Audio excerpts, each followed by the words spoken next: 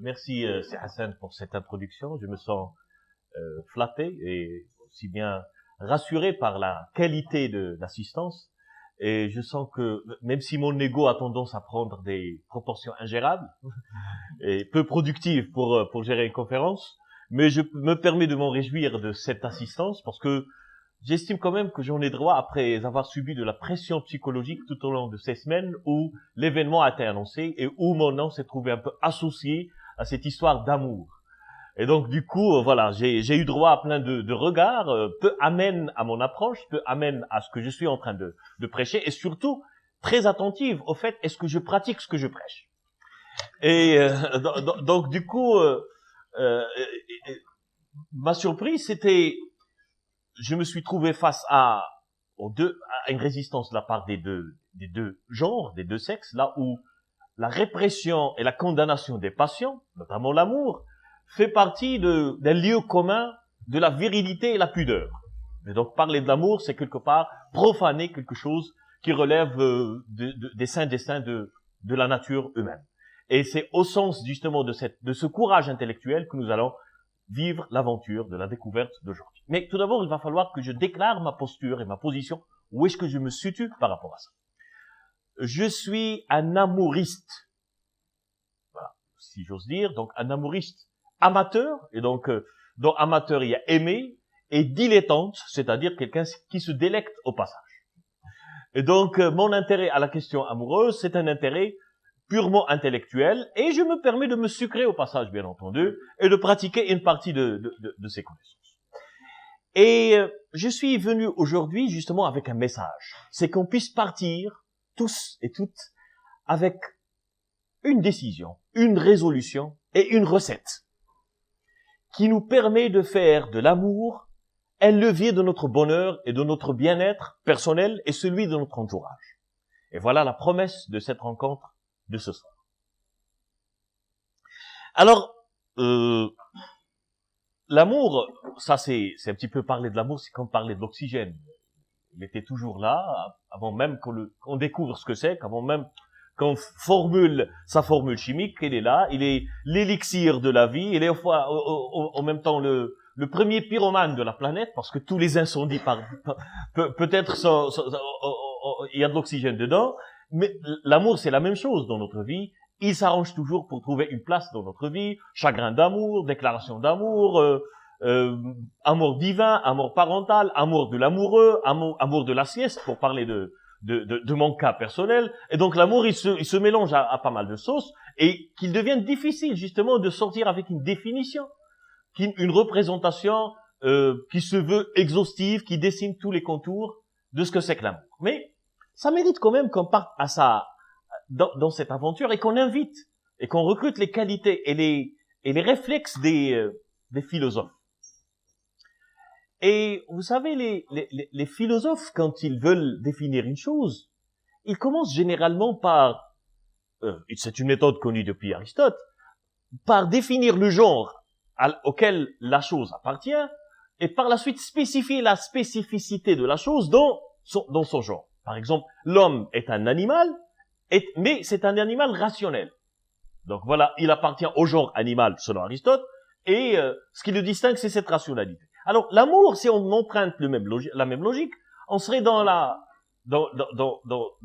tentation de dire l'amour est une émotion, mais c'est une émotion complexe qui nous pousse vers le bien ou vers le mal, et vers le mal. Et donc, c'est une émotion qui n'est pas tout à fait pure. C'est une émotion complexe. Et quand on creuse davantage, on trouve que l'amour se situe entre deux tensions. D'une part, nous avons la tension érotique, avec son cortège d'affects, de ressentis, d'actions et de paroles, et nous avons la tension dépendantiste, c'est-à-dire la tension de l'attachement, avec tout son cortège, disons, de paroles, d'affects, de ressentis et de paroles. Et du coup, les philosophes ne réussissent pas, et n'ont jamais réussi. D'ailleurs, je vous invite, même s'ils font des prouesses dans le registre de la réflexion intellectuelle pure, je vous invite à lire André Comte-Sponville, qui a écrit sur l'ordre de l'amour des choses très intéressantes. Et je vous invite aussi à regarder les commentaires de Edgar Morin sur les propos de André Comte-Sponville et qui nous font entrer dans un voyage intellectuel très intéressant, là où l'amour est à l'œuvre. Mais il n'y a pas, les philosophes, ils sont ce qu'ils sont indispensables, mais parfois ils ne sont pas utiles dans le sens pragmatique. Il va falloir qu'on recrute d'autres intervenants. Et vous savez, l'amour a toujours attiré des spécialistes de tous les domaines, hein. Les philosophes, les sociologues, les psychologues, dernièrement les neuroscientifiques, et tous contribuent, revendiquent leur voix au chapitre. Quand il s'agit de l'amour, ils ne le feront jamais aussi bien que les littéraires. Parce que l'amour a toujours inspiré les meilleurs romans, les pires aussi, les comédies les plus déchirantes, où l'amour est toujours le ressort de l'intrigue. Et donc, du coup, je vais commencer par les derniers arrivants dans le cortège de ceux qui s'intéressent à l'amour, à savoir les neuroscientifiques, et qui vont quelque part nous aider à comprendre l'alchimie de l'amour. Qu'est-ce que c'est que l'amour à l'échelle biologique, à l'échelle neuronale? Et nous allons emprunter la voie des neuroscientifiques pour fabriquer une espèce de filtre d'amour, hein, à l'ancienne. Et si on veut fabriquer ce filtre d'amour, quels sont les ingrédients? Alors, les neuroscientifiques, ils vont nous dire que c'est une affaire de phéromones et de neurotransmetteurs, tout simplement. Oui, ils ont l'air un peu... c'est une sorte de désillusion, parce que quand on a une émotion aussi noble et qu'on croit qu'on est tiré par une certaine force divine, mystérieuse, et autre, et et on est devant un scientifique qui est en train de regarder froidement la chose et la réduire à un ensemble d'équations scientifiques et de molécules pour nous dire, écoutez, vous avez vu l'être cher qui a allumé votre flamme, mais c'est une histoire de phéromones. Et ces phéromones ont réveillé en vous, justement, l'empreinte. Parce que durant votre enfance, vous avez cumulé une empreinte d'amour, qui vous prépare génétiquement à tomber sous le charme d'une certaine catégorie de personnes. Et quand votre cerveau repère la personne en question, il y a tout un processus assez codifié qui entre en jeu et qui s'emballe. Alors, ce processus commence, il y a une espèce de filtre d'amour qui va se fabriquer à l'intérieur de votre corps. Si on essaie de fabriquer ce filtre d'amour, on va retrouver le premier neurotransmetteur, à savoir l'endorphine. Alors, l'endorphine, en fait, il y a une famille d'endorphines, mais l'endorphine qui va intervenir dans cette histoire, son effet est similaire à la cocaïne et aux amphétamines, tout simplement. Il va réveiller en vous toutes les sensations d'addiction. Manque de sommeil, appétit qui se coupe, euphorie, excitation, suractivité, bref, les syndromes qu'on retrouve tous, les symptômes qu'on sait tous reconnaître quand on repère quelqu'un en mode Julia Roberts et Hugh Grant dans Coup de foudre à Notting Hill. Voilà, on voit bien que ces personnes-là, le cerveau, il est imbu d'endorphines. Hein, et les endorphines nous donnent cette sensation de béatitude, cette sensation d'excitation, cette sensation... Alors, premier ingrédient, l'endorphine. Deuxième ingrédient, qui va baisser. Alors, l'endorphine va augmenter dans notre sang. Et l'endorphine va nous donner cette sensation d'excitation, que je suis excité, que le monde est bien, que tout est bien, que je m'attache à la personne, que son nom déjà dégage en moi des frémissements, que je suis sous le charme. Ça, c'est tout typiquement l'effet endorphine. Mais il y a une autre hormone qui va contribuer par son absence. Elle va diminuer dans notre sang. C'est de la sérotonine. Et vous savez ce qui se passe quand la sérotonine diminue dans notre sang? C'est notre esprit critique qui diminue avec. D'où, voilà, la sagesse, l'amour est aveugle. Effectivement, vous passez à côté de son nez à la Cyrano de Bergerac, vous passez à côté de son attitude très frivole, vous passez à côté de beaucoup de choses dans son profil parce que vous êtes, il y a plus de sérotonine, hein, donc vous êtes chimiquement infirme. Voilà. Et c'est ça fait partie des effets secondaires de l'amour. Donc, ça, c'est la sérotonine quand elle baisse, elle nous évacue toutes les capacités de pensée critique et on se retrouve littéralement incapable de détecter en fait les défauts de l'âme sœur. Heureusement d'ailleurs. Alors, entre-temps, il y a un autre cocktail d'hormones qui entre en jeu. Il y a la dopamine, c'est l'hormone du bonheur. Ça nous donne cette sensation que tout va bien, que le monde est meilleur, que demain sera meilleur, tant que je suis à côté de mon âme sœur.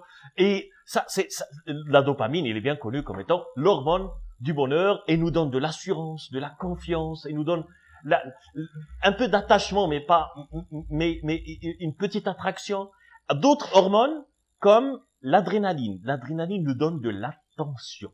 Il va nous donner une capacité. Déjà, nos peurs seront évacuées et il va nous donner la sensation de pouvoir et de maîtrise totale. Alors, quand j'aime, je sens que je peux soulever des montagnes. Oui, les littéraires avaient raison parce que leur capacité, effectivement, leur intention de soulever des montagnes, elle était chimiquement justifiée par ce qui se passe dans leur cerveau. Vous voyez donc, c'est une histoire de chimie. Bien entendu, un peu de vasopressine qui va nous mettre en mode éveil psychique, qui va nous donner un peu de tonus sur le plan physique. L'amour a des vertus guérisseurs.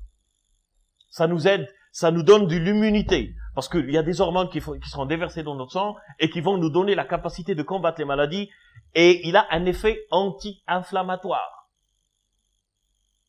Voilà. C'est scientifiquement prouvé. Les gens qui sont sous le charme, les gens qui s'arrangent toujours tomber amoureux ou qui sont tout le temps amoureux auront plus de chances à vivre par rapport à d'autres qui le sont un peu moins. Et donc, aimer, c'est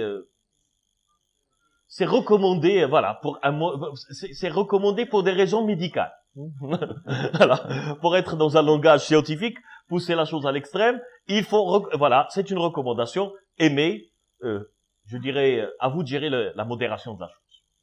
Alors, mais vous savez, contrairement à un filtre d'amour fabriqué par une vraie sorcière, le filtre d'amour fabriqué par les scientifiques ne peut pas durer que de 3 à 6 ans. Après, il n'y a rien. Les neurones fonctionnent par principe de saturation. Tous les toxicomanes savent qu'ils doivent augmenter la dose pour avoir le même effet. Et à un moment donné, on sent que oui, avec toute l'endorphine du monde, avec toute la vasopressine, la dopamine, on n'a plus le même effet. Les récepteurs, les synapses sont saturés. Alors comment va-t-on, justement, qu'est-ce qu'on peut faire de cet amour? Il va falloir le convertir sous une forme beaucoup plus stable. Il y a une autre hormone qui va intervenir, c'est l'ocytocine ou l'oxytocine. Alors l'oxytocine, son rôle, c'est de créer l'attachement, l'empathie, l'altruisme, la confiance et l'attachement. Vouloir rester avec la personne. Ce n'est plus la fougue, ce n'est plus cette émotion fugace qui nous prend en otage, c'est plutôt de la zénitude. Et vous savez, l'ocytocine, c'est une hormone qui se libère en grande quantité pendant l'accouchement. Pour créer ce bounding, pour créer ce lien entre le bébé et la maman. C'est l'hormone de l'attachement. Et donc l'oxytocine, justement, c'est l'hormone qui va nous aider à entretenir l'amour et entretenir la flamme. C'est un petit peu le changement de vitesse naturel qui s'opère dans toute relation. Alors, qu'en est-il de nos relations actuelles? 3 à 6 ans, c'est le maximum, et on aura consommé toute la dose d'hormones d'amour dans son sens passionnel, dans son sens fou. Mais dans le sens rationnel, il y a l'ocytocine. Maintenant, pour entretenir la relation amoureuse, il va falloir faire attention. Faire attention à tous ces démons qui vont gâcher en fait tout le plaisir. Tous ces conflits, tous ces moments désagréables, qui risquent justement de faire dissiper l'impact de ces hormones. et entretenez une dose de surprise dans la relation. Apprenez à surprendre votre bien-aimé. C'est cette dose de surprise qui va entretenir la flamme. Ok, donc s'il y a... Alors, les neuroscientifiques, ils ont aussi beaucoup de choses à nous dire, parce que quant à la définition de l'amour, et ils peuvent justement venir en aide aux philosophes qui se trouvent relativement dépourvus face à la complexité de l'émotion. C'est une émotion, mais elle est complexe. Ce n'est pas simple, justement, parce que quand on fait de la neuroimagerie du cerveau en mode amour, on voit bien que ça implique toutes les strates du cerveau. Ça va du cerveau limbique, très primitif, là, siège du désir, siège disons, des pulsions les plus bestiales, entre guillemets, jusqu'au néocortex, là où nous avons les fonctions supérieures du langage, la mémoire, etc., etc. Et on va remarquer une chose, c'est que l'amour va améliorer considérablement notre capacité d'apprentissage, de mémorisation et notre capacité verbale. Ça explique pourquoi les bons poèmes, hein, ils ont été dits sous l'emprise de l'amour. Hein. Ça libère toutes les énergies, ça évacue la peur, ça nous rend vraiment des superman, des superwomen. Ça, c'est le pouvoir de l'amour. Et donc, la définition scientifique de l'amour, c'est une fonction psychologique supérieure qui implique des dimensions affectives, émotives et cognitives. Affectives, c'est des ressentis, ça mélange de ressentis. Cognitive, c'est ma capacité d'acquérir de la connaissance, de la traiter, de la mémoriser, etc. Et cognitive, c'est dans mes actions. Et vous savez quoi? L'amour a un pouvoir transformatif. La meilleure façon d'agir sur le comportement d'une manière durable de quelqu'un, c'est de le faire influencer par quelqu'un qu'il aime. Quand on aime, on devient malléable. Quand on aime, on change. Et donc, s'il y a un moyen durable d'insuffler un changement durable, c'est à travers le vecteur de l'amour. C'est à travers cette liaison de l'amour. Quand on aime, on est très réceptif à tous les messages, à toutes les injonctions de changement qui se font à l'échelle inconsciente. Ça, c'est parmi les secrets que nous révèle maintenant l'appréhension scientifique de la question amoureuse. Oui, les scientifiques, ils sont intéressants comme toujours. Ils nous donnent des leçons très instructives, mais apprendre avec réserve. Parce que ce qui me fait mal dans l'histoire, c'est que quand ils appréhendent la question, pour eux, Roméo et Juliette et deux pigeons qui se bécotent, c'est la même chose. Alors c'est pas vraiment ça. Je préfère plutôt recruter les propos de Colette, quand elle a dit à propos de l'écriture, il faut écrire comme personne avec les mots de tout le monde. Moi je dirais, il faut aimer comme personne avec les hormones de tout le monde.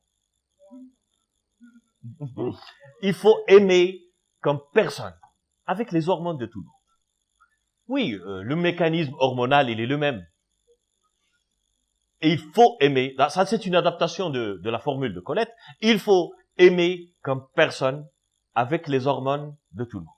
Il faut être authentique et original, et plutôt vrai dans sa façon de consommer l'amour.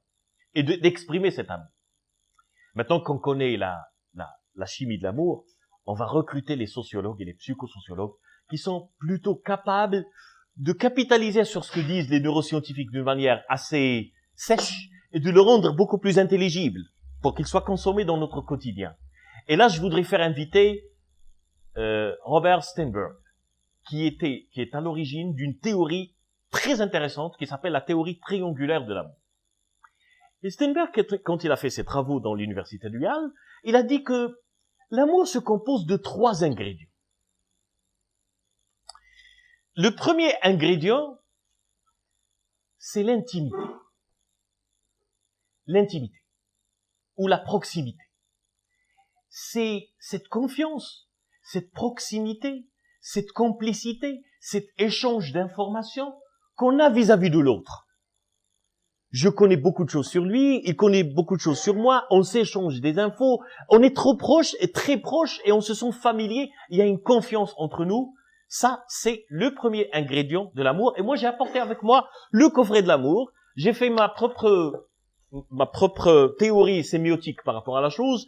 Et pour moi, le vecteur intimité, c'est l'eau. L'eau, oui, on a une relation très intime avec l'eau. On lui permet de pénétrer jusqu'aux endroits les plus intimes de notre être. Et il est là, on se lave à l'eau, et quand l'eau tombe sur nos vêtements, on se dit c'est pas grave, c'est juste de l'eau. C'est comme si on a confiance en l'eau. Et voilà, c'est l'eau, c'est la partie intimité de. Mais il n'y a pas que l'intimité. Le deuxième ingrédient dans ce triangle, c'est la passion. C'est la partie folle de l'amour. C'est la partie irrationnelle de l'amour. C'est la partie fougue de l'amour. C'est la partie flamme qu'on ne peut jamais contenir dans la ration. C'est cette attraction folle, irrationnelle. C'est là où on retrouve que le cœur a ses raisons que la raison ne connaît pas. C'est là où on retrouve les raisons du cœur, et c'est là où on retrouve le zéro rationalité. C'est la partie passion. Je veux cette passion, je la veux, je suis aveugle à tout ce qui se passe ailleurs. C'est la partie passion. Et pour moi, la passion, ça représente, dans ma sémiotique personnelle, c'est le chocolat. Alors, intimité, chocolat, passion. Passion. Mais il y a un troisième ingrédient. Sans lui, il n'y a pas d'amour. C'est l'engagement. La volonté d'honorer cette relation d'une manière durable. Et de faire ce qu'il faut. Et de renoncer à ce qu'il faut. Pour pouvoir entretenir cette relation. Alors, dans ma sémiotique personnelle, la partie engagement, c'est ça. Voilà, le coffret de l'amour. Voilà. Ça n'a pas de goût, ça n'a pas d'odeur, c'est pas attractif, mais bon, on vit avec, c'est un objet qu'on doit faire. On vit avec, et on dit, voilà, on est engagé avec les patates, très bien. Ça, c'est les trois ingrédients. Maintenant, dites-moi, alors ça, c'est les trois composantes de l'amour. Dites-moi quelles sont les formes les plus fréquentes de l'amour, les formes les plus fréquentes. Alors, les formes les plus fréquentes sont celles-là. Dans nos relations, rien. Ni intimité, absence d'amour. Voilà. Ça, c'est la forme la plus fréquente. Ça, c'est notre vie. La forme la plus fréquente, c'est ça. Quand il y a que l'intimité, c'est de l'amitié. C'est de l'amitié, tout simplement. Steinberg nous dit que l'équivalent, c'est une relation de passion médecin. Parfois, ça peut être ça. Il n'y a pas de passion, il n'y a pas d'attraction. Je ne meurs pas d'envie de voir mon médecin. Je ne m'engage pas, j'ai pas d'intention de rester patient de ce médecin jusqu'à la fin du monde, mais il est là, c'est un ami, je partage avec lui des confidences, etc. C'est la relation. Une relation évoluée, de relation d'aide peut évoluer dans ce sens-là. Très bien, mais quand on a que ça, c'est l'amour fou. Voilà. C'est là. Et quand il n'y a que ça,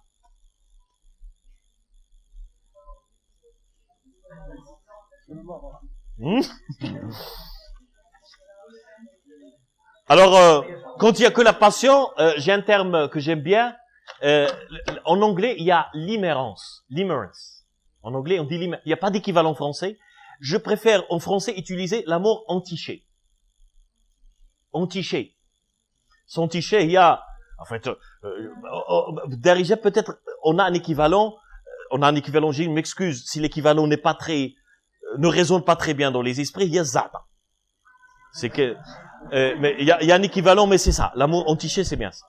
Alors, quand il y a que ça, limerence.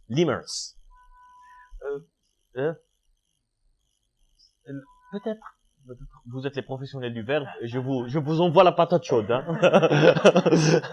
Alors, quand il y a que la patate, justement, c'est l'amour vide, l'amour creux. Il y a juste une intention de rester ensemble, mais sans passion, sans intimité.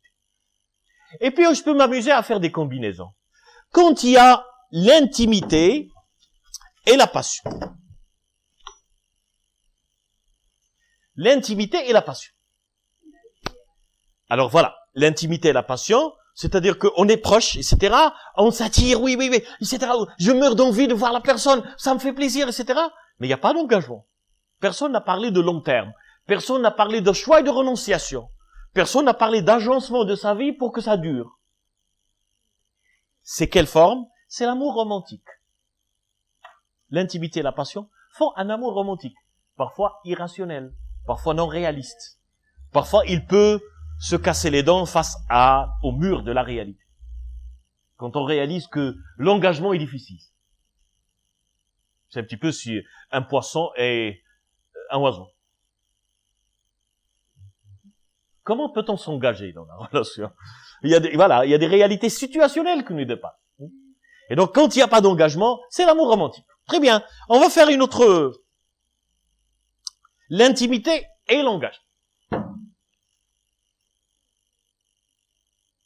L'intimité et l'engagement. Mais il n'y a pas de passion. On se connaît, on est bien, très bien, on est en confiance, on se connaît, pas de secret. Et on a une, je dois honorer la relation, je fais ce qu'il faut pour que la relation dure. C'est ce qu'on appelle le mode Friend for Life. Il y a Andrew Norris, c'est un auteur américain célèbre, il a écrit un livre, Friend for Life. C'est du compagnonnage. C'est de l'amour, du compagnonnage. Il n'y a pas de passion. Peut-être il y avait de la passion. Et on avait. Mais maintenant, si on fait un arrêt sur image, il n'y a plus de passion. C'est du compagnonnage. On est des amis. Mais cette flamme, avec tous ses bienfaits guérisseurs, n'est plus là. On peut continuer à faire passion et engagement. Il n'y a pas d'intimité. Je tombe sur quelqu'un dans une bibliothèque, coup de foudre, oui, il est bien, il a l'air bien, je l'aime, etc. On va faire l'acte la semaine prochaine. Tu le connais? Pas forcément, c'est pas grave. Tu connais sa famille? Non, c'est pas grave. Alors, il y a la volonté de s'engager, il y a la passion, mais il n'y a pas d'intimité. Est-ce que vous êtes compatible côté tempérament? Est-ce que vous êtes compatible socialement? Est-ce que la réalité qui vous entoure peut faciliter justement cette relation? Non. Et donc, ça c'est l'amour admiratif. Généralement, les gens viennent par la suite, après le choc de la réalité, ils font réaliser que parfois, ce n'est pas suffisant. Alors, l'amour accompli, c'est ces trois-là. L'amour accompli, c'est quand il y a de l'intimité, de la passion et de l'engagement. Parfois, parce que Steinberg, il parle dans sa version originelle de consummate love. Et parfois, c'est traduit à tort par l'amour consommé. Non, c'est l'amour élaboré, l'amour accompli. Quand il y a l'engagement, la passion et l'intimité, la passion et l'engagement, ça c'est la forme idéale d'amour qu'il va falloir entretenir. Mais il y a des choses, c'est que déjà il faut envisager ce triangle dans le temps et dans l'espace. Supposons que moi, de ma part, j'ai de l'intimité, j'ai de la passion, j'ai de l'engagement, l'autre n'a que l'engagement. Il faut que nos triangles soient compatibles. Et c'est le travail qu'il va falloir faire dans la relation. Parce que toute incompatibilité de triangle peut être à l'origine de conflits.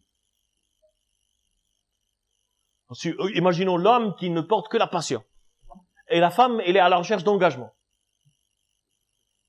Ça ne marche pas. Imaginez que vous avez de la passion et elle, il a que l'intimité. You are friend zoned, comme on dit. Tout simplement. Pardon, le coffret de l'amour est tombé, ça se voit que... Vous voyez, donc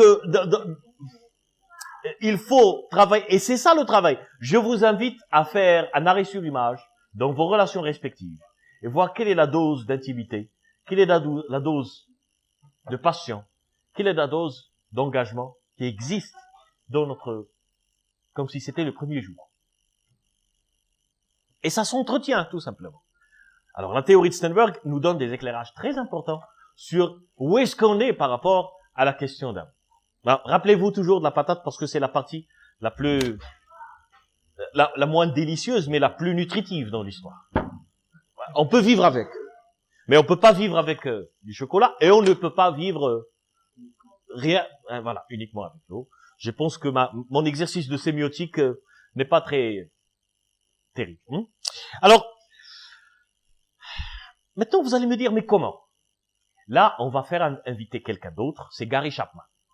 Gary Chapman, il a fait un travail très intéressant quand il a rendu les choses très pragmatiques et très accessibles, quand il a parlé de 5 langages d'amour. Il a dit, pour entretenir notre réservoir d'amour en chacun de nous, il va falloir emprunter la bonne voie pour pouvoir alimenter le réservoir. Et pour emprunter la bonne voie, parce que vous risquez de manifester de la volonté, de manifester votre amour en empruntant la mauvaise voie, et vous risquez de ne pas avoir de dépôt dans votre compte bancaire d'amour. J'aime bien cette analogie de compte bancaire parce qu'elle nous renvoie vers l'idée de dépôt et de retrait.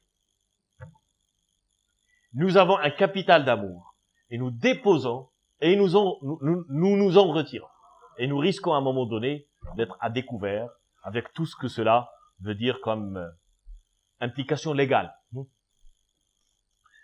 Et donc, comment entretenir cette flamme? Gary Chapman, il nous donne des idées claires, des idées très utiles, sous forme de 5 langages. Il dit, pour exprimer le langage d'amour, et pour exprimer son amour, il va falloir l'exprimer dans le bon langage.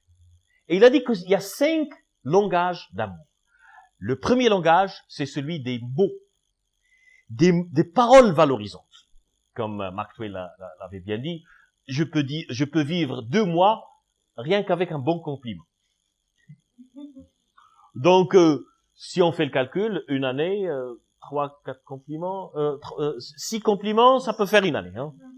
Si votre femme est de profil, si votre femme ou votre conjoint est de type parole valorisante, alors dites-lui que vous l'aimez. Aussi simple que ça. Valorisez ce qu'il fait, valorisez ce qu'il est. Par la voie des paroles. Tout simplement.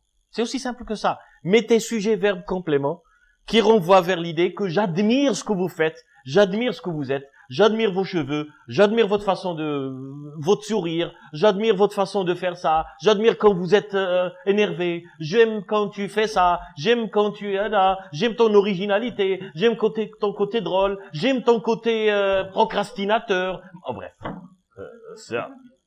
Mais aimez, dites ça, exprimez les paroles valorisantes. Et si vous tombez, si vos mots font mouche, c'est que vous êtes tombé sur le bon langage de la personne. Exprimez vis-à-vis de nos enfants, vis-à-vis de notre entourage, vis-à-vis de nos conjoints, bien entendu, il va falloir emprunter la bonne voie. La première voie, c'est les paroles dites. Alors la deuxième voie, parce que chacun de nous, il a un langage préféré. Le deuxième langage d'amour, c'est les cadeaux. Ah oui.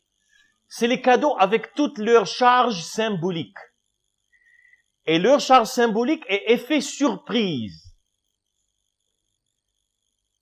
Effet surprise exempt de toute tentative de rachat et d'excuse et de culpabilisation. Gestion de la culpabilité. Moi, je passe beaucoup de temps au bureau, je voyage beaucoup, etc. Je ramène beaucoup de cadeaux à mes enfants, à ma femme, etc. Non. Elle saura connaître que c'est factice. Que c'est valeureux sur le plan matériel, oui, mais c'est pas le bon langage. Le bon langage, c'est le message. Le cadeau, quand est-ce qu'il est percutant? C'est quand il renvoie l'idée, j'ai pensé à vous. Et plus le cadeau requiert de moi du temps pour l'élaborer, plus son impact est énorme. Plus que c'est surprenant, plus que j'ai comploté pour le cadeau. Imaginez que vous avez fait des va-et-vient chez le tailleur, juste pour lui préparer la robe préférée ou quelque chose comme ça. Des va-et-vient chez le bijoutier pour choisir la pièce qui l'intéresse. Des va-et-vient chez le libraire pour lui acheter l'un de mes ouvrages. le va-et-vient, voilà. Faites un effort, démontrez. C'est pour cette raison de handmade. Tout ce qui est fait à la main, il a une valeur extrêmement importante parce que il démontre qu'on a consommé du temps à penser à cette personne. Et c'est ce qui confère au cadeau toutes ces lettres disons, de noblesse et d'authenticité. Ok? Deuxièmement, les cadeaux, mais pas forcément dans le sens valeur, mais dans le sens symbolique, charge symbolique. Troisième chose, service rendu. Tout simplement, il faut faire ce que l'autre aime. Ça peut être laver la voiture, ranger votre placard, ranger votre bureau. En fait, je vais prendre une chose que, dans la culture américaine, apparemment, il fait un problème. Sortir la poubelle. Apparemment, chez eux, ça fait, et je me rappelle, dans son livre, il a dit que sa femme n'a pas cessé de l'harceler pour nettoyer une espèce une fenêtre chez eux. Et il se dit, oui, ouais, d'accord, darling, ok, demain, après-demain, etc. À un moment donné, il était sur le point d'aller prendre un avion. Donc, il lui a dit, il a fait ses adieux, il est parti, et il s'est tourné vers la fenêtre, il s'est retourné, et il a commencé à les nettoyer. Et il a regardé, honey, what are you doing? I am making love.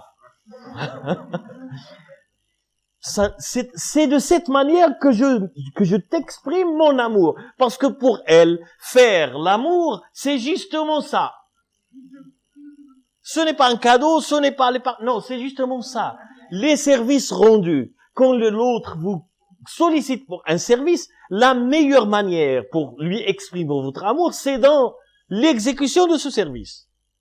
Et surtout quand vous faites un service pour l'amour de cette personne. Là où j'ai fait. Pour l'amour de cette personne, vous faites quelque chose pour quelqu'un de sa famille, pour quelqu'un de son cercle d'amis, etc. Et vous lui faites au nom de l'amour que vous portez pour votre conjoint, votre femme, votre frère, votre mère, etc., etc.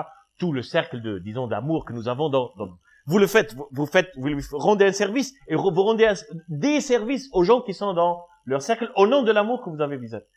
Ça remplit le réservoir. C'est des dépôts. On devise.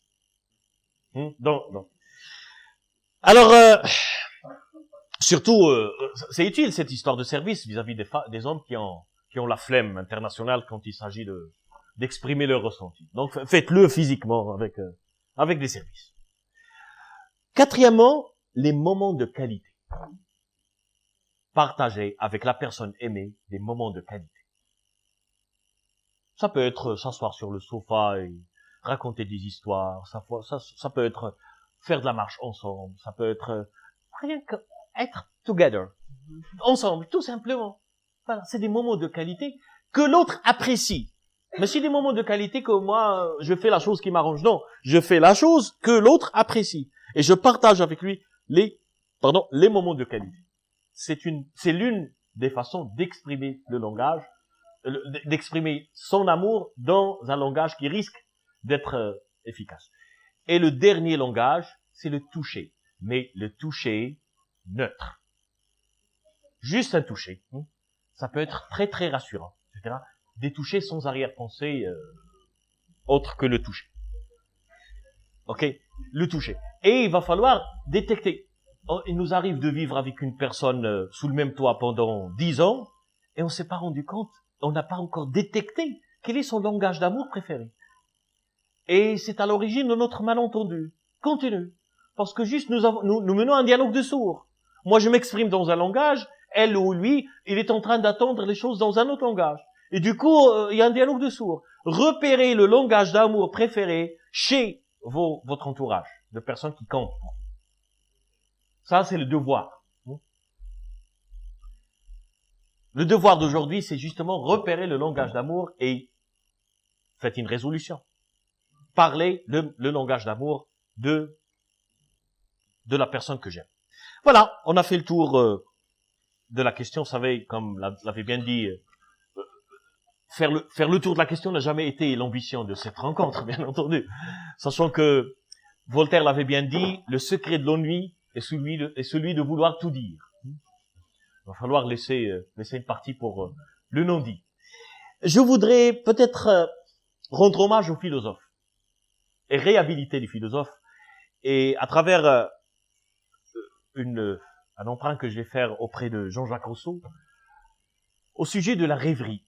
Et moi, je vais utiliser les mêmes termes au sujet de l'amour. Il a dit que c'est un état que son souvenir ramène.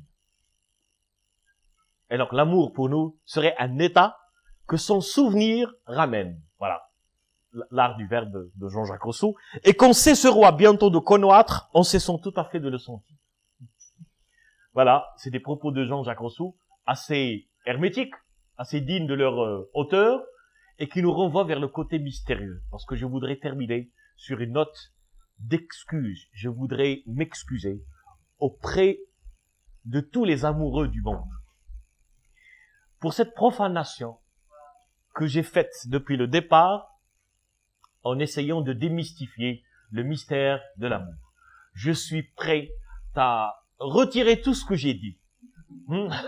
Si jamais cet acte-là peut contribuer à rendre leur amour plus fougueux, plus intéressant et plus porteur de bonheur et de bien-être. Merci.